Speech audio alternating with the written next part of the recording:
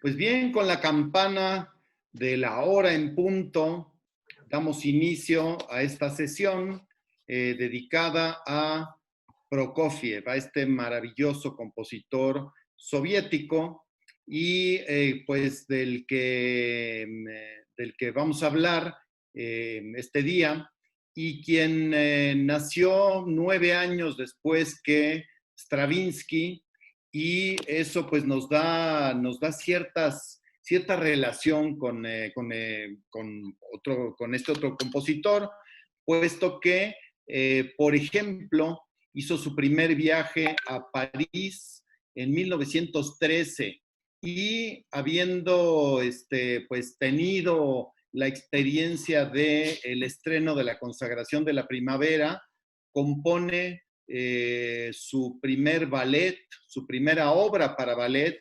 que a mi gusto está inspirada mucho en la consagración de la primavera, y es la obra Ala y Loli, esta obra fantástica, brutalmente fantástica, muy primitivamente fabulosa también, puesto que trata sobre las deidades Ala y Loli y toda la mitología de los escitas alrededor de estas figuras, y pues recurre a la orquesta muy parecida a la de Consagración de la Primavera. Tiene varias trompetas, tiene trompetas de diferentes tesituras, lo mismo que la Consagración de la Primavera. Usa 8 cornos también, igual que la Consagración de la Primavera. En fin, hay muchísimas similitudes con la gran obra de Stravinsky. Y pues imagínense este joven de 22 años, sabiendo del gran éxito, presenciando el gran éxito, o bueno, la gran revolución de la consagración de la primavera, que tiene la oportunidad de componer una obra a encargo del mismo Diaghilev, del mismo director de los ballets rusos de París. Y Diaghilev, habiendo escuchado el segundo concierto para piano y orquesta de Prokofiev, le encarga esta obra, después de considerar inclusive hacer un ballet, una coreografía al segundo concierto para piano y orquesta, que es una obra increíble. Eh, Prokofiev, siendo pianista, se sentía especialmente cómodo escribiendo para este instrumento. Era un gran pianista además. Mucho pues de la obra que compuso estuvo subsidiada por su trabajo como pianista, subsidiada económicamente, pues de algo tiene que vivir el compositor. Así que el pianista subsidiaba en muchos momentos al compositor. Y bueno, Diaghilev le encarga esta obra. Finalmente nunca se hace la coreografía en tiempos de Diaghilev, porque Diaghilev considera la obra pues que no tiene el valor que él está buscando, y Prokofiev, que sí considera que tiene las cualidades de calidad, él la convierte en una obra de concierto, una obra en 4 movimientos. Pero bueno, este es uno de los inicios de Prokofiev. Prokofiev empezó desde muy temprana edad. Su madre era pianista, bueno, había estudiado piano, y lo lleva por el camino de la música, y a los 9 años ya está estrenando su primera ópera. La estrena en casa, la estrena con amigos y con familiares, pero ya desde los 9 años estaba estrenando su primera obra escénica. Y pues a los 22 ya estaba recibiendo el encargo de Diaghilev para hacer este ballet que nunca que no llega a su conclusión o a ejecución, a ser montado con Diaghilev, pero que es el inicio de las grandes obras para ballet de Prokofiev. Y pues para no ir más lejos, qué más grande que Romeo y Julieta, esta maravillosa obra de este gran compositor. Pero bueno, vamos a darle la bienvenida a nuestros invitados. Primero que nada, a Odette Waller, violinista de esta gran Orquesta Sinfónica del Instituto Politécnico Nacional. Odette, muchísimas gracias pues por aceptar participar en este seminario. Odette, que todos ustedes, todas y todos ustedes saben que es gran estudiosa, que se mete a profundidad en todos los temas. Ha estado leyendo últimamente o leyó últimamente un libro sobre la obra de Prokofiev y de la vida de Prokofiev relacionada a sus dos mujeres. Así que pues si empezamos una de las pláticas, la plática de Stravinsky, hablando de sus diferentes mujeres y de su relación con Coco Chanel, pues ahora Odette nos lleva a la vida privada de Stravinsky, de Prokofiev, que se liga con su obra. Odette, muchas gracias y pues adelante, por favor. Es todo tuyo el micrófono. Gracias, buenas noches a todos. Bueno, pues nada más ahí les puse un retrato de lo guapo que era el señor, digo, nada más como para darnos un poco de idea por qué sucedieron las cosas como les voy a platicar. Bueno, efectivamente, como el maestro nos introducía a esta plática, Sergei Prokofiev, cuando empieza la Revolución Rusa, se anima mucho para tomar aire fresco, decía él, porque según esto, él no quería estar ligado a nada de la política y que él era un hombre libre y que los pensamientos que él tenía nadie los iba a colapsar. Y entonces decide irse a los Estados Unidos de Norteamérica. Al llegar por allá, pues consigue a un agente, como todos los grandes músicos que deben tener agentes, y le permite realizar un par de conciertos. ¿Quién iba a decir que en estos dos conciertos iba a encontrar justamente al amor de su vida, que tengo el gusto de presentarles? ¿Quién fue el amor de su vida? Bueno, pues nada menos ni nada más que la hija de dos cantantes. Uno de ellos llamado Juan Codina, originario de Barcelona, y su mamá, que era doña Olga, y ahorita voy a tratar de compartir acá, a ver si me dejan un segundito. Ahí voy, permítanme un poco para poderle dar a la 2. Ahí está la 2. Bueno, ella era hija pues de otras, un par de cantantes, Olga Nemirovskaya, los rusos podrán pronunciar muy bien eso.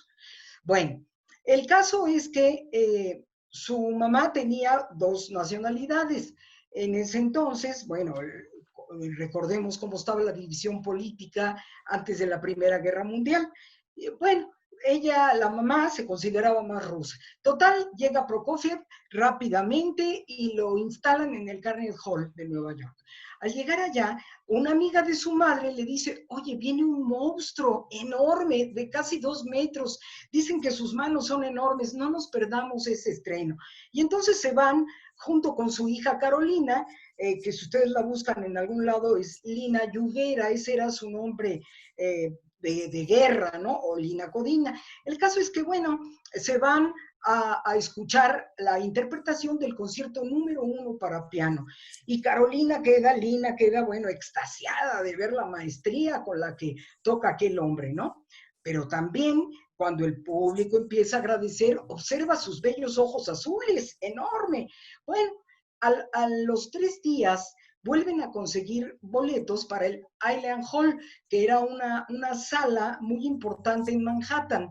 Y entonces vuelven a ir, y ahí a Lina se le hace el gusto de conocerlo personalmente. Recordemos que en aquellos días, después de cuando se asistía a un concierto, posteriormente había un brindis, había una cena, y en este intercambio de oportunidades para la sociedad cultural de aquellos días, se le hace conocer a Sergei Prokofiev. Bueno, intercambian palabras y empieza un romance de orden clandestino. ¿Por qué clandestino? Porque la mamá se la ponía pero pareja. ¿Cómo una señorita decente va a andar con un hombre desconocido que no sabemos ni de dónde salió? Recordemos cómo era la sociedad de difícil. Y entonces, de ese encuentro clandestino, gracias, como dijéramos los mexicanos, algunos chaperones que eran pianistas que acompañaban a su madre, dicen, nomás cuídate, no te preocupes, nosotros te cubrimos. Bueno, pues, ¿qué les voy a contar? Que Lina empieza a engañar a su mamá para decirle que ella tiene que partir a Europa porque allí están los grandes maestros. Pero entonces a Prokofiev le regresa el entusiasmo y los contratos de ir a París.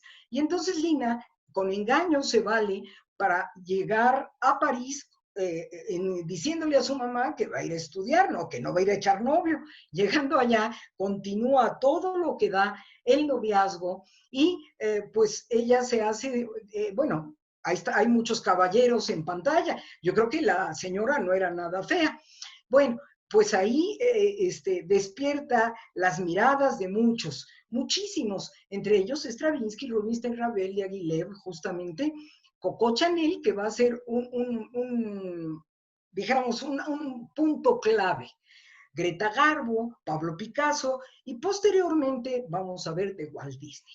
Bueno, total, se casan ellos en el año del 23 y a los pocos meses, a los 4 meses, pues ya nace su primer hijo, que es el mayor, que después se va a convertir en arquitecto, porque queda muy afectado de la guerra, ¿no?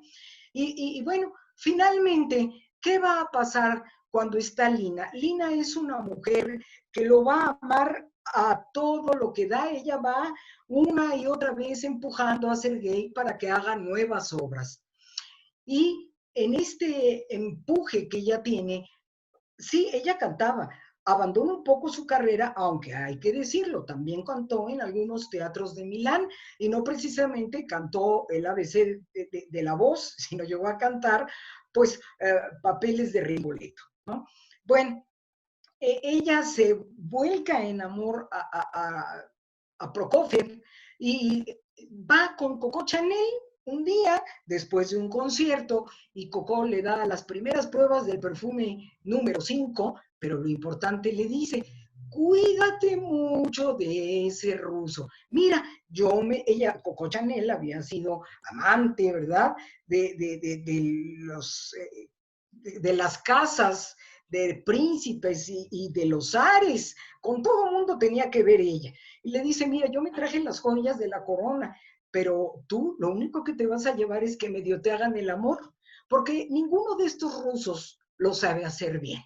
Bueno, Lina, hagan de cuenta que le pone ahí un cerillo, ¿verdad? Y dice, no, yo tengo que volcarme en más amor para que me haga muy feliz Sergei. ¿Y cuál va siendo su sorpresa? Que van y vienen durante casi 20 años de Rusia a los Estados Unidos y pasan por París. Y en París los mismos amigos le dicen a Prokofiev, no te vayas, vienen tiempos muy complejos en Rusia, pero es que es mi paraíso de hielo, quiero estar en mi tierra. Bueno. Y si no le das acceso al maestro Brina. Así, pero ¿cómo le hago? A ver, espérame un segundo, ¿eh? Aquí, ¿cómo le hago? Compartiendo 9 personas. ¿Ven? Alguien compartir. Aquí, admitir todo, ya. Creo que ya le di a admitir a todos. ¿Sí? 50. Ok, bueno. Maestra. Uno de nuestros invitados de hoy es el maestro Juan Arturo Brennan. No sé si fue ya uno de los admitidos, si no. Sí, ya le puse a todos. Les pido estar pendientes, yo les aviso. Gracias. Por favor, sí. Bueno, el caso es que, bueno, ya les decía a ustedes, se casa, al mínimo tiempo viene su segundo hijo, y entonces empiezan a salir con mucha dificultad de Rusia. ¿Y qué es lo que ocurre? Que un día, ¿sí? le dice, mira, yo creo que mejor nos tenemos que quedar de nuevo en París, no me gusta el frío, no me gusta el hielo, y eso de que haya micrófonos bajo las mesas y bajo todo esto, no me siento en libertad. Bueno, finalmente, ¿sí? Sergei le dice, no nos vamos a ir porque yo quiero estar justamente en mi tierra. Y se empeña en regresar a vivir ya, en poner su residencia definitiva. Quiero decirles que pasaron 10 años de ir y venir entre Rusia y los demás países, y 20 deambulando por el mundo. Pero bueno, finalmente, para el año del 36, cuando regresa definitivamente a Rusia, ella sabía tejer muy buenas relaciones con todo el mundo. Entonces, se hace amiga de Natalia Sats, que ella, a su vez, desde los 15 años dirigía un teatro infantil en Moscú. ¿Y qué es lo que va a ocurrir? Que ella está muy triste porque no puede cumplir con las órdenes del partido. Y el partido le decía que se siembre semilla para que todo el que oiga una orquesta sea una potencia más adelante. Ellos querían ser los primeros del mundo. Y ella decía, pero ¿cómo? Si los llevamos a ver sinfonías tan áridas y se me duermen, no es para niños. Finalmente Natalia le dice a Lina que por favor intervenga con Sergei para que haga justamente pues el cuento, ¿no? De Pedro y el Lobo. Bueno, Sergei le dice, tú no sabes, mujer, cállate, tú no intervengas. Y ella le dice, tú querías estar aquí y tú querías triunfar, no tienes ganas de ver cómo tu nombre está en las grandes luminarias. Bueno, finalmente, a petición de Natalia, que para esto ya era esposa del ministro de Comercio de Rusia, pues ¿qué ocurre? Que ni modo, Sergei tiene que atender las peticiones de su esposa, ajá, y admitir también que Natalia va a ayudarle para montar coreografías, quiera o no quiera. Bueno, una vez que termina el ballet, Sergei hace una crítica muy discreta, ¿no? Pero por debajo del agua, como era realmente la situación en Rusia, la autoridad, ¿sí?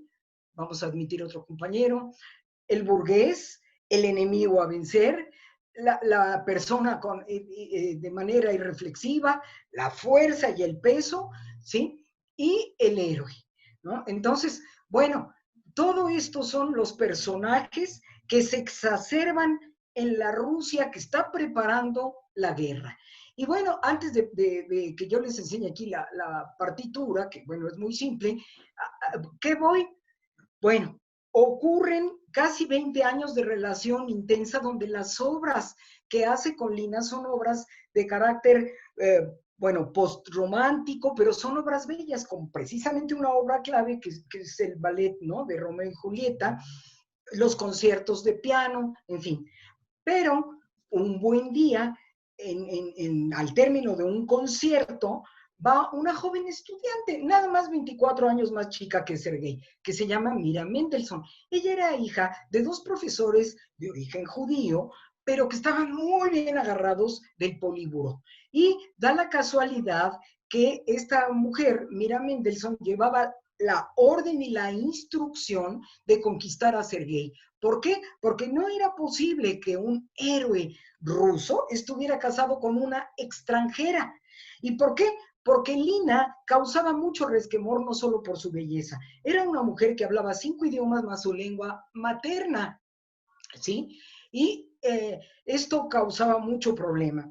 Pero además se estaba gestando el héroe, y para que fuera admitido realmente como el músico que iba a estar a favor de la democracia, del orden, pues tenía que estar casado con una rusa. Entonces, Mira Mendelssohn la mandan ahora sí que como de carne de cañón a conquistar a Sergei, y lo logra. Bueno, lo logra entre comillas, porque en una subasta que hubo de una carta en Londres, un poco antes de que de Lina muriera, ¿sí? Ella muere en 1989, en esa carta le dice Sergei, mira, te tengo que dejar, yo te sigo amando, y contigo y hasta el fin de los tiempos, pero ¿sabes qué? tengo que estar con Mira Mendelssohn, a como dé lugar. En pocas palabras, ya la profundidad de la carta, después una periodista española nos las da a entender, que es Reyes Monforte.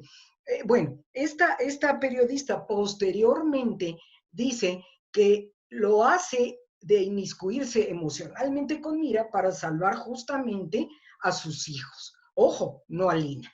Bueno, con él, ¿qué pasa? Con Mira Mendelssohn su producción se hace pequeña, totalmente, y podemos ver hasta los títulos: Sonatas de Guerra, La Guerra y la Paz, canciones de propaganda del partido, hizo 10, y la quinta, sexta y séptima sinfonía, en donde la quinta, ya lo había comentado creo que Roberto Cerquera, ¿no? Se estrena bajo la artillería que está entrando a Moscú, ¿no?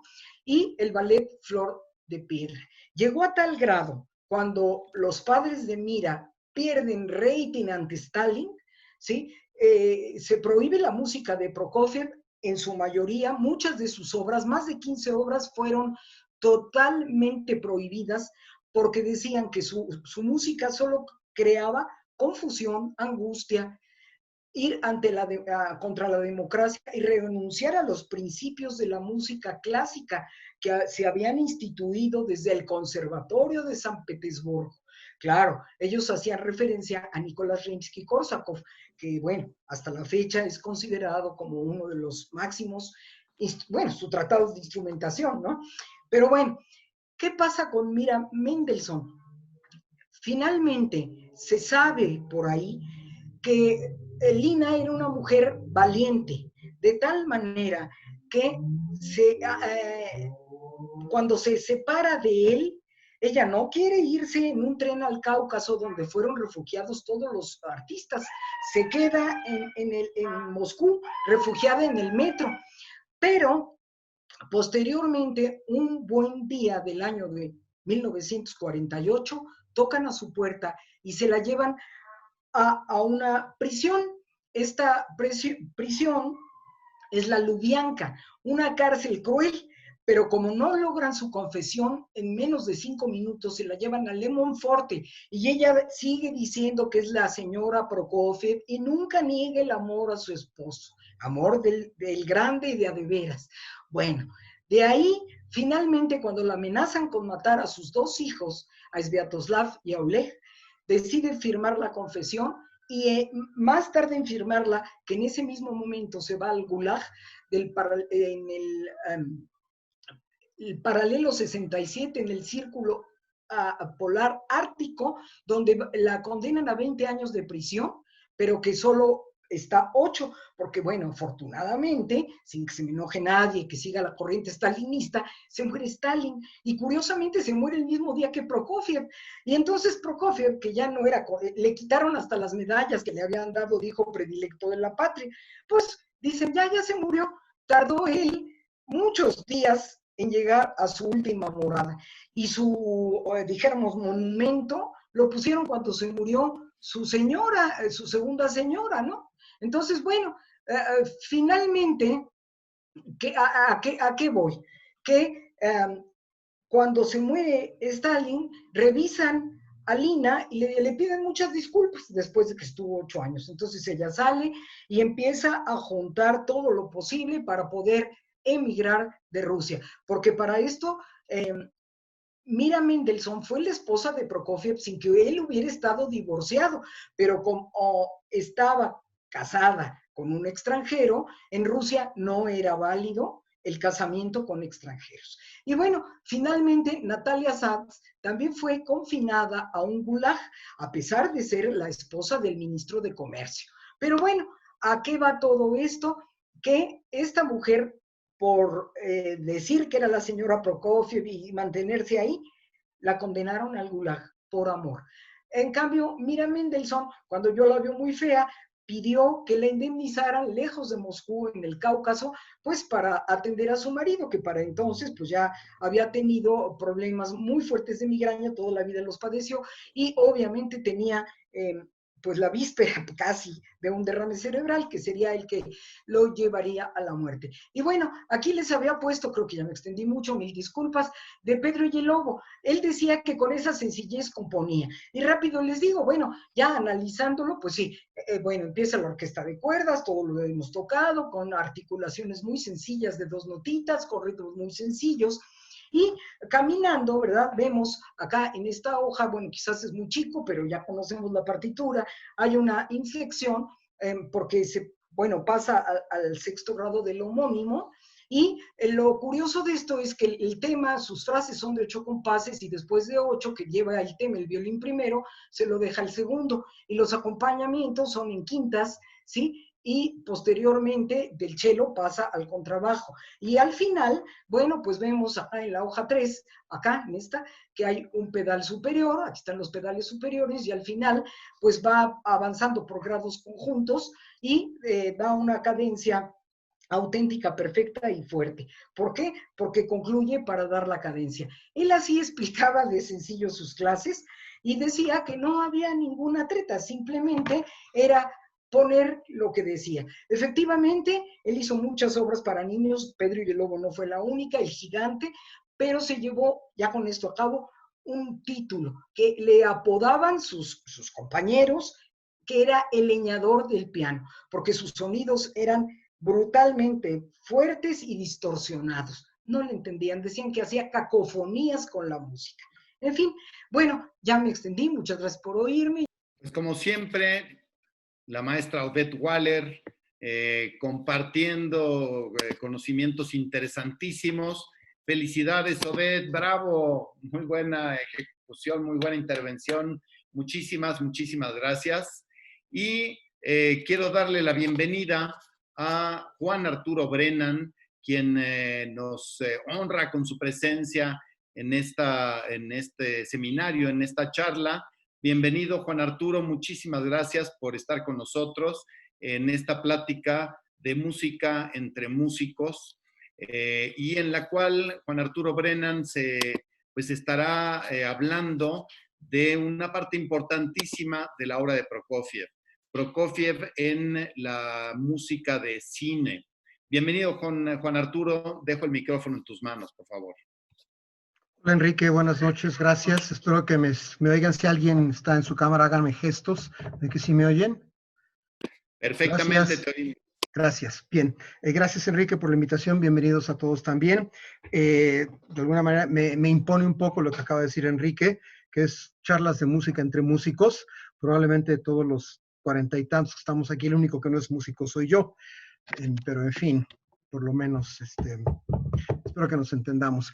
En efecto, Enrique me invitó a dar una brevísima plática sobre el asunto de Prokofiev en el cine, la música de cine en el catálogo de Prokofiev, que es harto interesante. El cine soviético tiene una historia muy rica, tiene una serie de etapas cronológicas importantes. Yo diría que la primera que realmente nos importa como tal es la de los pioneros fundamentales, fundacionales del cine soviético, que son personajes como Lev Kuleshov, Dziga Vertov y Vsevolod Pudovkin, quienes no solamente filmaron, sino que además escribieron tratados teóricos y desarrollaron teorías importantes del quehacer cinematográfico y de la apreciación del cine. Después hay un pequeño intervalo, no es que no haya habido cineastas, pero ninguno de la importancia de Kuleshov, Vertov y Pudovkin, y caeríamos directamente en Sergei Eisenstein, que es la liga importante de Prokofiev con la música de cine, ¿sí? Entonces, considerando la importancia que tuvieron estos personajes que mencioné, Kuleshov, Vertov y Pudovkin, uno podría pensar que la relevancia que tuvieron, insisto, no solamente como practicantes del cine, sino como teóricos, habría generado de alguna manera, y esto por supuesto conectado con la importancia fundamental de Rusia, no hablo tanto de la Unión Soviética, sino de Rusia como antecedente en el ámbito musical, eso haría una conexión que permitiría que fueran los rusos, algún ruso, el pionero fundamental de la música de cine. Quizá lo fue, el asunto es que no lo sabemos, porque el estudio de las partituras cinematográficas del inicio del cine, ojo, cine mudo con la música puesta por fuera, no en la película, sino tocada en vivo, no integrada a la película, las partituras se han perdido, hay algunas partituras que no están identificadas y sobre todo lo que nos queda es mucha música genérica. Los compositores de entonces, incluso en la Unión Soviética, componían lo que se llamaban cue sheets, que eran trozos de música genérica, que eran 2 minutos de música de persecución, minuto y medio de música para beso apasionado, 45 segundos de comedia, de slapstick, comedia física, y servían para una película o para otra. En algún momento a alguien se le ocurrió que sería una buena idea encargar música específica a un compositor específico para una película específica, ¿sí? No sabemos exactamente cuándo fue. Lo que sí sabemos es quién es el primer compositor de una música específica para una película cuya partitura sobrevive y cuya película sobrevive. No sabemos si es la primera, pero es la primera de la que tenemos todo. Nombre del compositor, partitura completa y película casi completa. Es una película francesa de 18 minutos a la que le falta, por alguna razón extraña, el último minuto más o menos, pero la música está completa. Y sorpréndanse ustedes de que este compositor fue nada más y nada menos que Camille Saint-Saëns. Y Camille Saint-Saëns compuso en 1908 la partitura para una película de André Calmet y Charles Lebargy titulada El asesinato del duque de Guisa. Entonces por ahí circula en internet una versión de la película, muda por supuesto, con la música pegada. Ya hay ciertas discrepancias porque le falta ese minuto allá al final, ¿no? Pero es harto interesante desde el punto histórico saber que es lo primero que sabemos de cierto de compositor, partitura y película perfectamente identificados. Y de hecho hay grabación discográfica comercial de esta música pionera en el sello Harmonia Mundi. Se las recomiendo por si les interesa la música de cine. Entonces, es curioso que no hayan sido los rusos, o que no sepamos que fueron los rusos los pioneros en este asunto de poner música específica de un compositor particular para una película fundamental. Entonces, llegamos así a Sergei Eisenstein, pero antes de Eisenstein, Prokofiev trabajó para algunos otros directores. La carrera musical de Prokofiev en el cine no es muy extensa, es importante, pero no es muy extensa. Se inicia en 1933 y termina en 1945.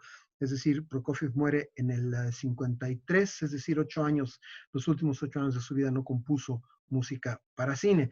Entonces, un panorama breve de la música de Prokofiev para cine. Insisto, empieza con 1933, con curiosamente una película cuya partitura es significativa en la sala de conciertos. No dudo que Enrique la haya dirigido en más de una ocasión, que es El Teniente Quillé. ¿Sí? Ahora, aquí un dato. En la lista breve de son 1, 2, 3, 4, 5, 6, 7, 8, es una decena de películas nada más. Hay un caso muy extraño. Estoy investigando al respecto y en varias enciclopedias se menciona la lista de las partituras fílmicas de Prokofiev y se da por hecho que 2 de ellas, El Teniente Quillé del 33 y Tonia de 1942, Prokofiev escribió, pero las películas nunca se hicieron. Y esto es falso, porque después de buscar esto en la enciclopedia, esa azul que ven aquí atrás mío, ¿ven esa? La famosa enciclopedia Grove que está ahí, es de los 70s, de los 1970s, y está tan desactualizada que todavía no se enteraron que esas películas sí existen. De hecho, El Teniente Quillé existe por ahí, y Tonia también existe, aunque en su momento, por razones políticas, no se exhibió por cuestiones de censura, pero sí existen. La que sí es inexistente, la película, es la segunda que compuso Prokofiev en el 36, que es Dama de Espadas, Pique Dame, sobre el cuento de Pushkin, que dio origen, por cierto, a la partitura de la ópera homónima de Tchaikovsky, la famosa Pikovaya Dama, o Pique Dame, o Dama de Picas, ¿sí? Es así, existe la música, pero la película nunca llegó a realizarse, cosa que nos pone frente a un fenómeno curioso, de que sí, entre las muchas maneras de aproximar la composición de música de cine, está en escribir la música simplemente sobre el guión o sobre la narración original, sin haber visto un solo pie de película filmada. Se puede, pero no es necesariamente el mejor procedimiento. Justamente después de componer la partitura para la película inexistente de Pique Dame en el 36, ocurrió algo bien importante en la trayectoria específicamente fílmica de Prokofiev, que fue que tanto en el 36 y en el 38 realizó sendas giras como compositor, como pianista, como director, que la llevaron a varios países de Europa y cruzó el mar para ir a los Estados Unidos. En ese ir a los Estados Unidos en medio de este par de giras, fue a dar a Hollywood. Pidió ser llevado a Hollywood porque quería estudiar cómo se hacía la música de cine en la famosa meca del cine. Es un poco un lugar común llamarle así, pero es, en efecto. Entonces Prokofiev se fue a asomar a los estudios, vio cómo trabajaban los compositores, vio cómo trabajaban las orquestas de los estudios, se acercó a ver cómo se grababa la música, a veces solamente la orquesta, a veces contra pantalla, aunque no era para sincronizar, sino simplemente para darse una idea, etcétera, etcétera. A veces ya para entonces ya había intentos de sincronización. Recuerden que la primera película con un soundtrack medianamente sincronizado data de 1927 o 28, que es The Jazz Singer, de Alan Crosland. Pues para los 30 ya estaban un poquito más avanzados los medios técnicos para poder integrar la música a la película, ¿sí? Entonces Prokofiev aprendió algunas cosas allá en Hollywood. Y justamente el año de su segunda gira por allá, cuando regresó, le tocó el primer gran encargo de la que todo el mundo está de acuerdo que es la gran partitura fílmica de Prokofiev, que es la partitura que compuso en 1938 para esa joya cinematográfica y también musical, que es el Alexander Nevsky de Sergei Eisenstein. Sí, hay todo un asunto respecto a la manera de componer la música que es importante, y si me permiten les voy a compartir un par de imágenes, ¿sí? Y les voy explicando de qué va.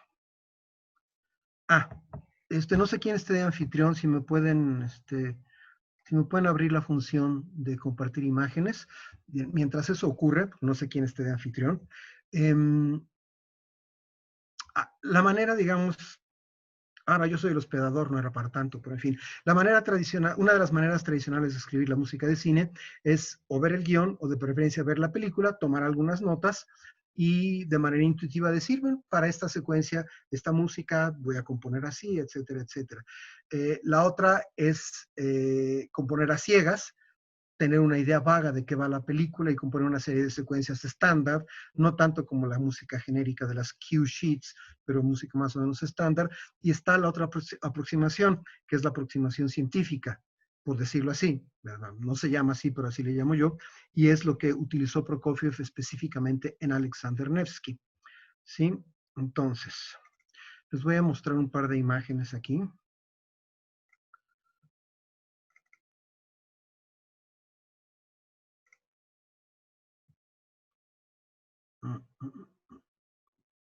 Pero ¿por qué no la tengo? ¿Por qué no aparece? Ahí está. Ok. ¿Ven la imagen? ¿Sí? Gracias. Bien. Sí. Eso es una muestra que está incluido esta separata, este desplegable en uno de los libros más importantes de Eisenstein, del director, que se llama El sentido del cine. Y es una muestra clarísima de cómo hizo Prokofiev la partitura de la película. Lo que tienen ustedes ahí es simplemente lo que llamamos fotogramas, que es un cuadro, el cuadro inicial, recuerden que el cine se mueve, las fotos no, es el cuadro inicial de cada una de las escenas, de las primeras escenas de la famosísima secuencia de la batalla en el hielo, que es una de las secuencias más discutidas en el análisis de la forma y la estructura y el montaje cinematográficos, y simultáneamente es una de las secuencias más analizadas en el ámbito de la música de cine, ¿sí? Entonces son las imágenes primeras de cada escena distinta, es decir, cada posición de cámara distinta del inicio de la secuencia de la batalla en el hielo. Entonces, una vez dividido así el asunto,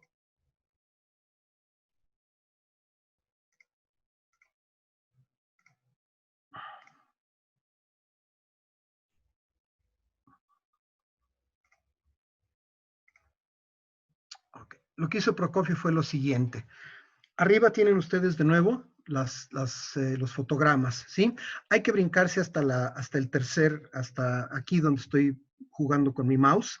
Lo que hace Prokofiev primero es quitarle, digamos, el valor realista fotográfico estrictamente real y convierte aquí donde dice diagrama de composición de los cuadros, simplemente en un diagrama, como lo indica, de luces y sombras, donde ya no importa tanto si es el soldado y la bandera, sino la forma de Alexander Nevsky, la forma de la bandera, las nubes por acá, etcétera, ¿sí? Entonces convierte cada uno de estos fotogramas en un diagrama de composición visual. Y después sigue un paso más de abstracción para lo que tenemos abajo, aquí, que es el diagrama de movimiento. No necesariamente de que los personajes se muevan en el cuadro, porque, por ejemplo, en el primero, en todos estos cuadros, en los primeros 7 que tenemos aquí, estrictamente no hay un movimiento real. De lo que se trata aquí es del movimiento visual. ¿Qué movimiento visual le produce al espectador ver este cuadro con esta gama de formas y volúmenes? Y está convertido en esto, ¿sí? De alguna manera se requería una explicación un poco más amplia, para la cual no hay tiempo, pero de aquí se pasa acá y después un diagrama de movimiento completamente abstracto. Y una vez que Prokofiev percibe ese diagrama de movimiento abstracto que le permite ir de aquí, acá y después acá, viene acá. Y entonces va componiendo, ni siquiera compás por compás,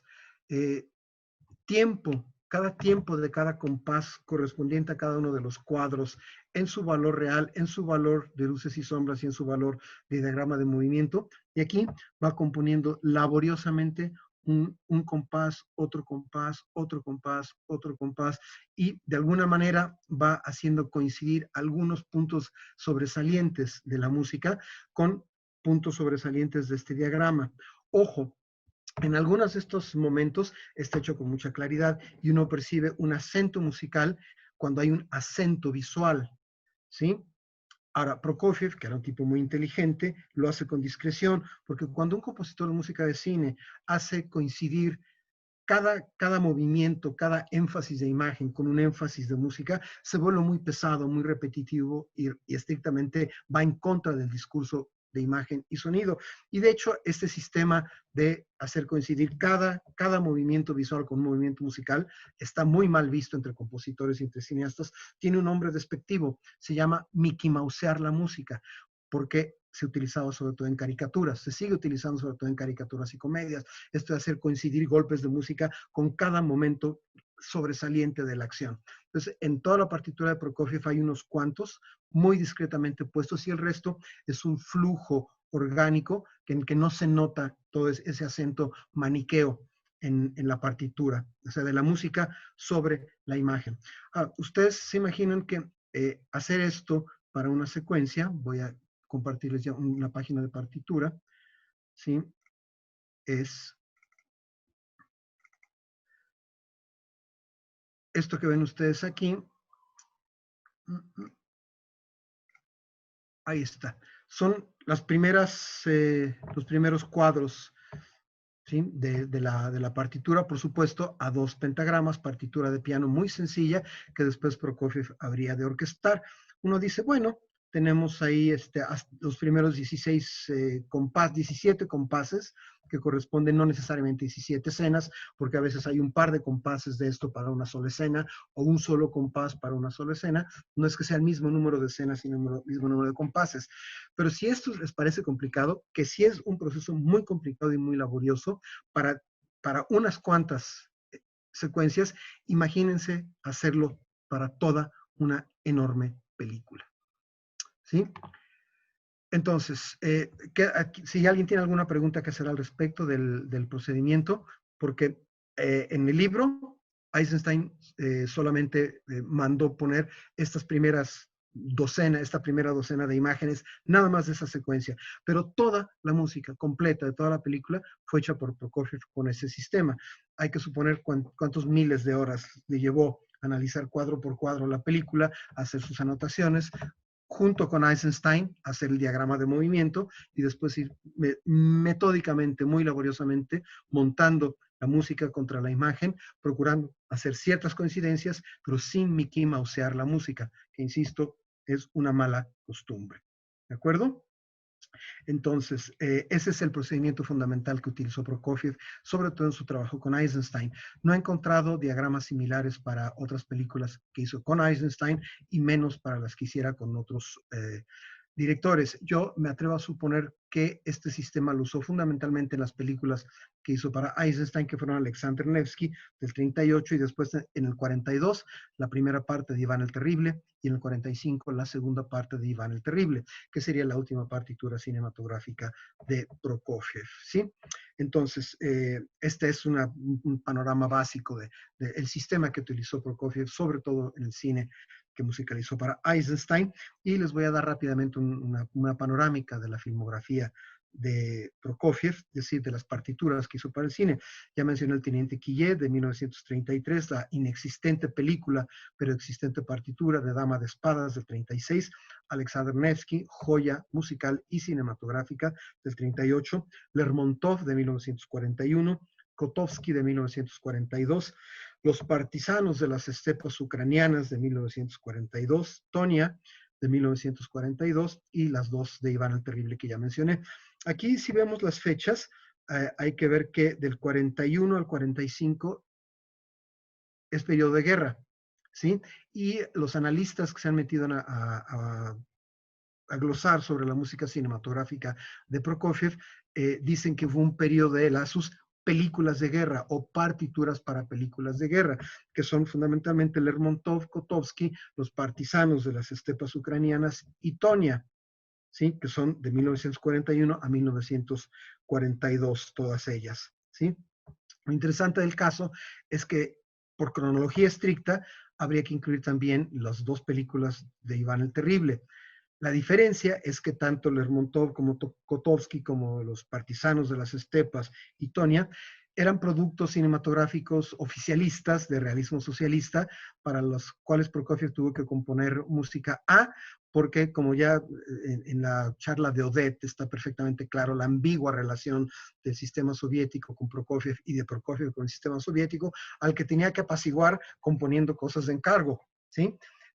Y por otra parte, supongo que había que pagar la renta, y componer música para cine pagaba dinero, pagaba rublos que había que aplicar para la renta y para ir al súper y estas cosas más o menos elementales, ¿sí? Entonces, de alguna manera, consideremos que esas cuatro son las películas de guerra de Prokofiev, que más que de guerra son oficialistas de propaganda soviética en medio de la Gran Guerra, la invasión nazi y todo aquello, y aunque la cronología, en la cronología sí pertenecen, Iván el Terrible 1 del 42 e Iván el Terrible 2 del 45, no están incluidas ahí porque no es para nada ninguna de esas dos películas un producto de propaganda soviética oficial. ¿De acuerdo hasta ahí? Bien, ahora, un comentario final que es importante al respecto de Prokofiev.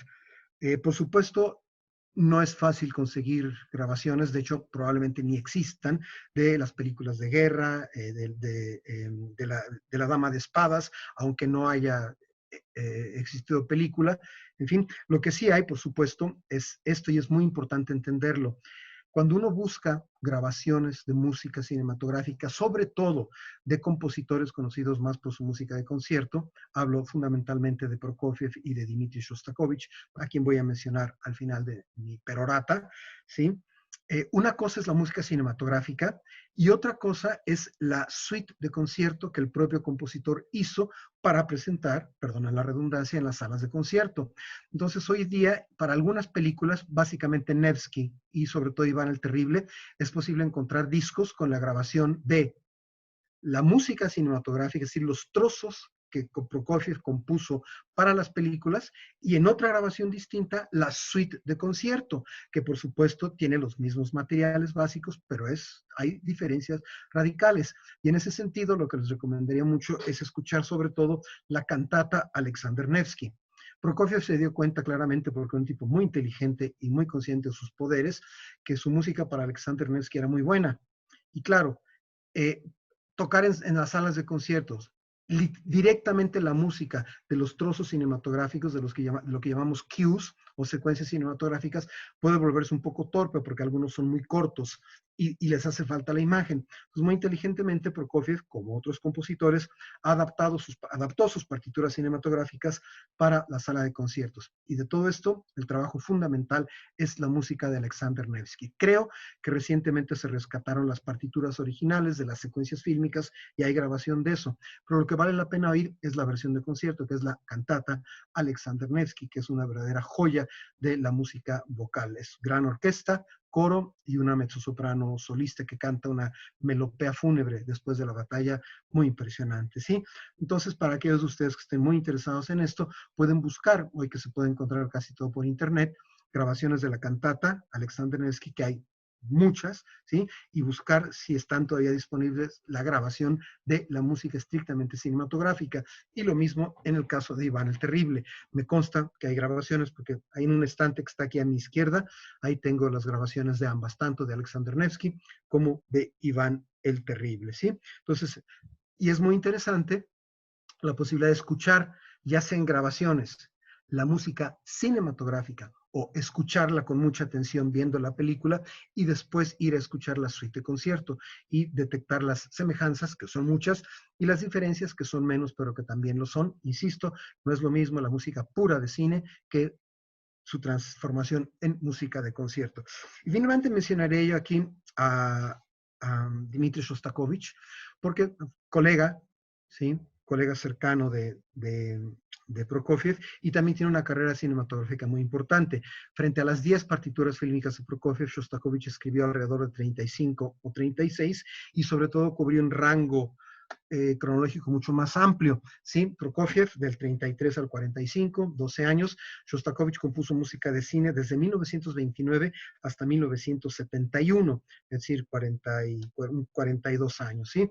Y ahí sí existen muchas grabaciones comercialmente disponibles de selecciones, de suites de las músicas fílmicas de Shostakovich, muchas de ellas arregladas por un amigo cercano suyo que era músico de nombre Lev Atovbian, que se encontrarán ustedes como nombre de arreglista y de organizador de las suites fílmicas de Shostakovich, que son muy interesantes. Si quieren oír algo de Shostakovich en el cine, les recomiendo, hay por lo menos una veintena de discos con su música. Les recomendaría sobre todo las músicas para las versiones fílmicas de Hamlet y El Rey Lear de Shakespeare, que filmó su amigo y colaborador Sergei Kozintsev. Las partituras de Shostakovich para Hamlet y El Rey Lear son realmente muy buenas. ¿De acuerdo? Entonces es un perfil breve de Prokofiev en el cine, y yo preguntaría, tengo por aquí una forma de compartirles la famosísima secuencia de la batalla en el hielo con toda su música, que no creo que podamos escuchar completa. De hecho, nadie me ha dicho cuánto tiempo tengo, pero si se puede, me gustaría compartirles el principio, los primeros 2 o 3 minutos de la música, justamente de las imágenes que vimos. Entonces, no sé si la forma sería esta. No se puede compartir directamente video por compartir pantalla, porque es fatal la calidad. Lo que tengo es un link que les puedo mandar. Ustedes ponen el link en su buscador de internet y hay un drive donde está el trozo, ¿sí? Y dice que tenemos 10 minutos para ello. ¿Están de acuerdo con eso? ¿Lo pueden hacer todos? Les mando Sí, un claro link que sí. les voy a mandar un link. ¿Por dónde? Por el chat. Les voy a poner el link en el chat compartido con todos, y como tenemos que irnos de aquí en 10 minutos, veamos, digamos, los primeros 3 o 4 minutos del asunto, ¿sí? Y después yo regresaré y les pediré que corten, porque la secuencia dura como 20 minutos o más. Es fascinante, pero quisiera que oyeran a qué corresponde en sonido lo que acaban de ver en las separatas, en el encarte del libro, ¿ok? Entonces, les pido una cosa nada más para que no se vicie. Voy a apagar mi micrófono, tengan todos sus micrófonos apagados para que no haya retroalimentación, y veamos, vamos a ver 4 minutos, los primeros 4 minutos a cronómetro del videoclip, y luego regresamos. ¿Les parece? Y sugiero, Juan Arturo, Dime. que cada quien copie el link para cuando terminemos la sesión que pueda cada quien verla completa. Sí, que después puedan verlo completa la secuencia de la batalla en el hilo. Entonces, lo que vamos a hacer es pones en el chat y cada quien lo pone y medimos 4 minutos y regresamos a seguir platicando. En lo que se tarda en bajar y todo, digamos 4:30, más o menos. Por algunos entrarán un poco más tarde porque se tarda un poquito en descargar. 4:30 minutos. Claro que sí.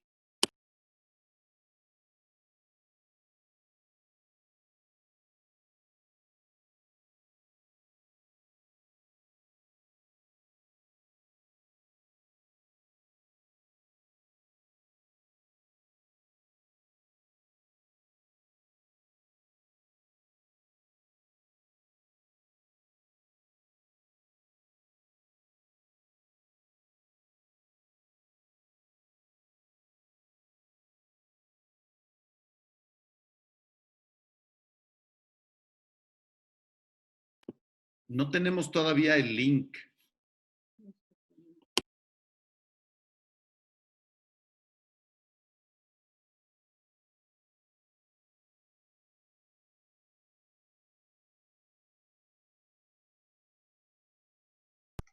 Ya debe haberles llegado el link.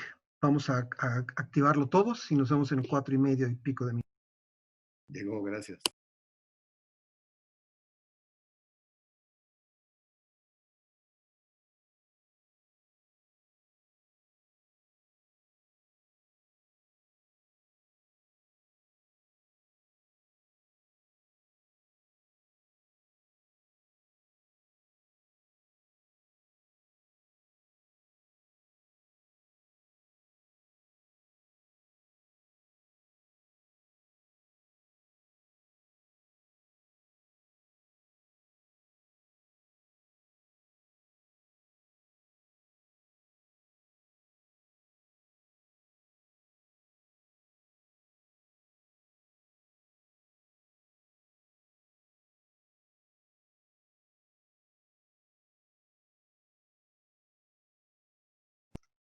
Parece que no hay acceso al link, ¿es cierto?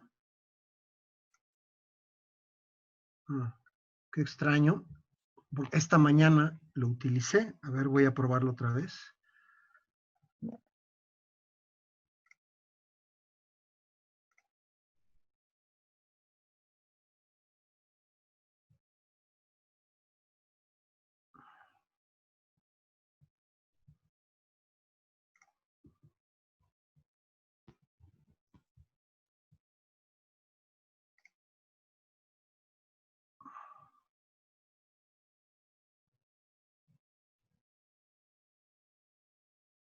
Al parecer dice, este link se eliminó.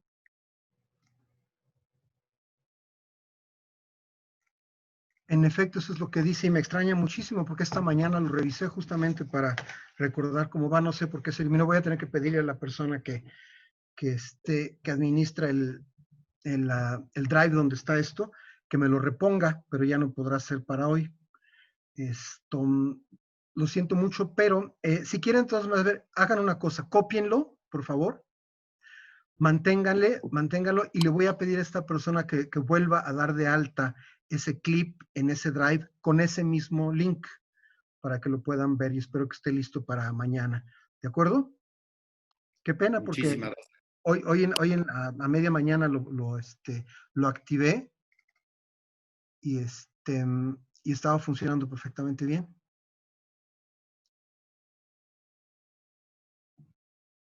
A ver, Pregunta Juan Arturo, ¿es de YouTube? No, es un drive particular. Ah, ok. Curiosamente los otros links que tengo en esa carpeta los acabo de revisar y ahí están. No sé por qué este está fuera de acceso. Pero, en fin. ¿Alguna cosa que quieran preguntar o comentar respecto a lo que dije? Tenemos todavía un par de minutos para esto. Compañeras, compañeros, adelante con preguntas, dudas, cosas que les gustaría oír de Juan Antes de Arturo que, Bel. antes de que el Zoom nos corra, porque se acaba el link.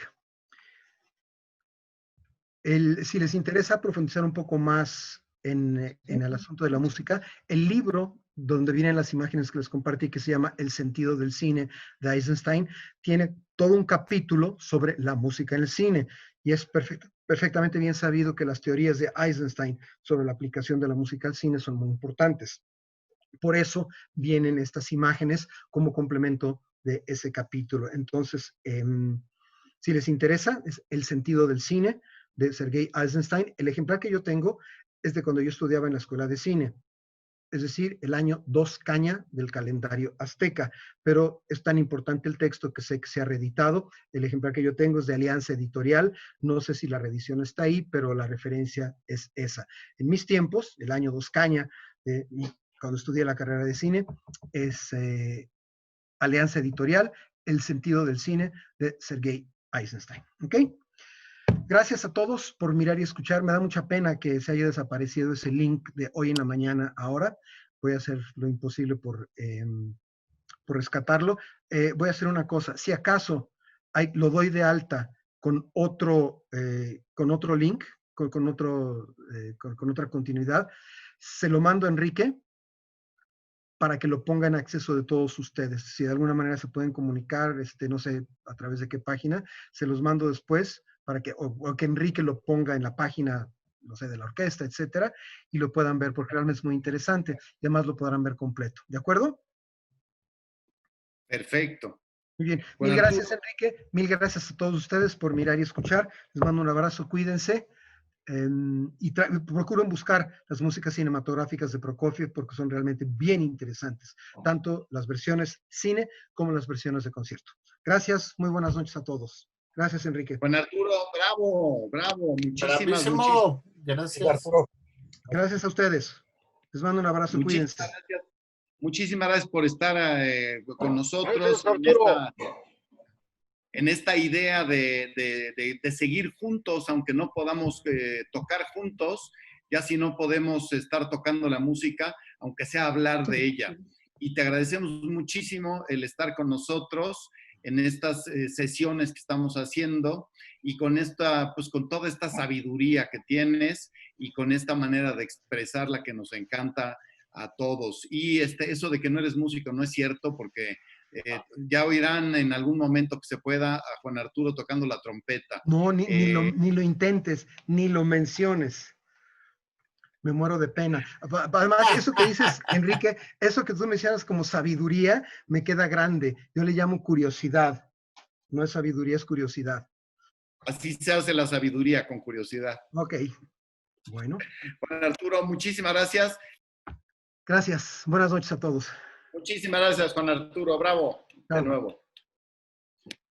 Bien, pues ya se habló de las mujeres de Prokofiev, ya se habló de la música que compuso para películas. Me gustaría añadir solamente que el mismo Eisenstein filmó un poco más adelante la película Que Viva México. Eisenstein, que hizo junto con Prokofiev, Alexander Nevsky, fue a Hollywood y propuso hacer una película de nuestro país. Hollywood le patrocinó esos meses de filmación. Vino Eisenstein a México y sus contactos para ver dónde grabar, dónde filmar y demás, fueron ni más ni menos que Diego Rivera y Frida Kahlo, quienes lo presentaron con los intelectuales del momento y también le recomendaron qué grabar, qué filmar. Y así, por ejemplo, filmó al matriarcado en el Istmo de Tehuantepec, filmó los diferentes sitios arqueológicos. En fin, es una película muy interesante que espero que podamos juntos presentar con música que hice, que seleccioné junto con Julio Briceño, que estuvo aquí en una de las charlas hace ya varios años. Porque, aunque la película es maravillosa, la música que le pusieron es espantosa. Así que con música sinfónica y música mexicana suena muy bien.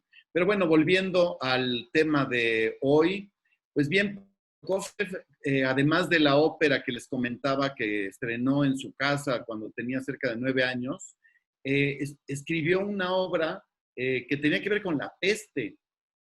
Se liga con nuestros tiempos por una pandemia anterior.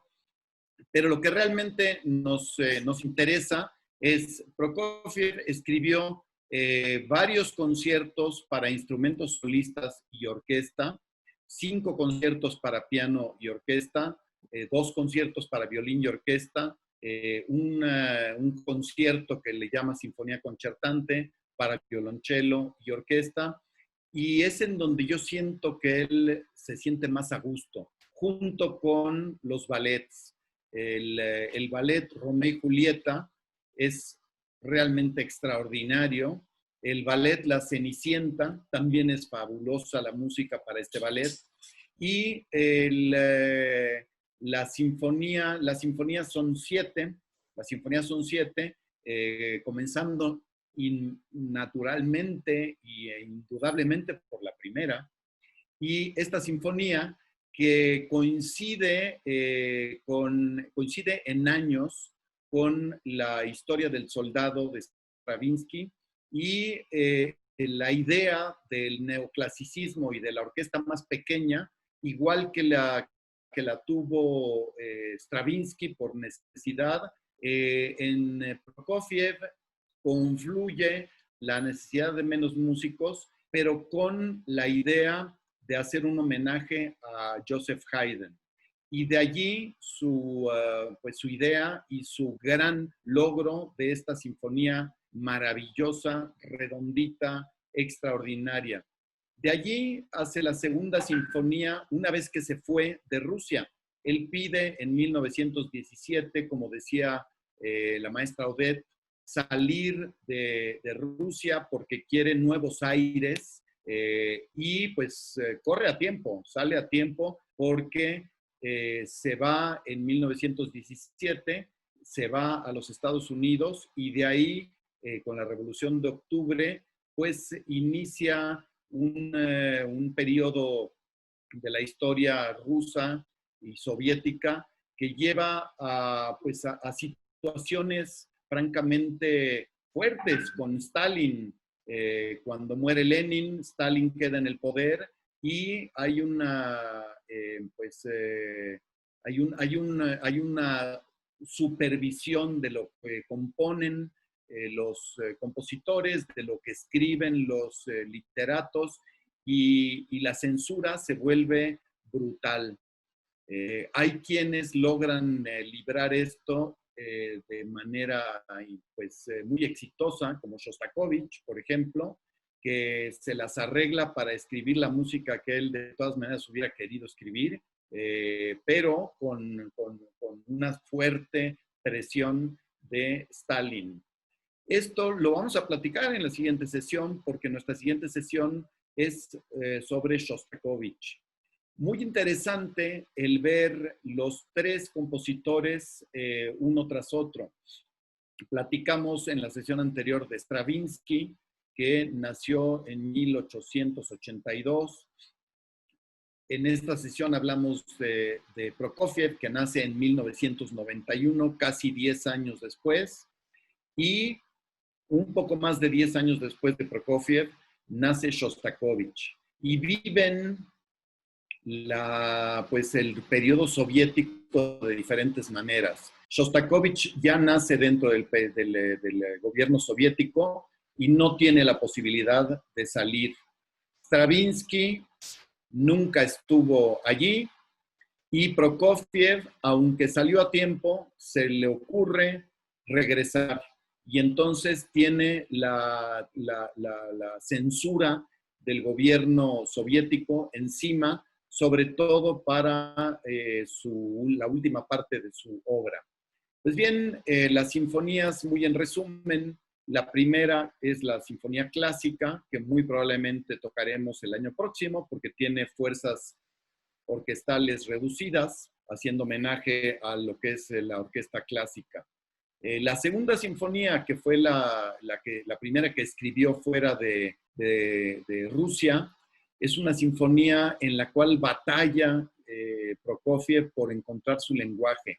Igual que vemos que en los ballets y en los conciertos para instrumentos solistas y orquesta se siente como pez en el agua, en la sinfonía él se siente un poco como, lo siento yo, y algunos otros directores y algunos autores, como en una camisa de fuerza en la cual no acaba de sentirse a gusto. La tercera y la cuarta sinfonías son sinfonías que están basadas en materiales de otras obras. La tercera basada en su ópera El Ángel de las Llamas, El Ángel en Llamas, la cual no fue estrenada durante su vida. Y de hecho, mi maestro Charles Bruch fue quien estrenó El Ángel en Llamas, y de la cual sale la música para esta tercera sinfonía, la cual sí fue estrenada durante su vida, y la estrenó ni más ni menos que Pierre Monteux, maestro de mi maestro. La cuarta sinfonía tiene que ver con la música de El Hijo Pródigo, este ballet que tuvo tantos problemas. Estas son las obras que tienen que ver con pues con esa búsqueda, trayendo la inspiración de obras de fuera de la sinfonía. Llega la quinta sinfonía, que es una sinfonía que escribe durante la Guerra Mundial. Lo han ya platicado varios de los compañeros y compañeras. Se estrena con el sonido de las bombas pues mientras se toca la sinfonía. La sexta sinfonía es, creo que la más interesante. Es una sinfonía muy interesante y que hoy en día nos toca muy de cerca, porque es la sinfonía en donde Prokofiev expresa el sentir de todas las pérdidas humanas y materiales de la Segunda Guerra Mundial. Hoy en día, y más el año próximo y en los años siguientes, nos tocará muy de cerca este mismo sentimiento que tuvo él en la sexta sinfonía. Y la séptima, que es una sinfonía en la cual vuelve a lenguajes muy tradicionales, Prokofiev. En resumen, esas son sus 7 sinfonías, los conciertos para violín y orquesta, para piano y orquesta, y la sinfonía concertante, obras maravillosas, y las suites de los ballets Romeo y Julieta y de la Cenicienta. Obras fantásticas, y pues las suites hechas a partir de la música de estos ballets, geniales también.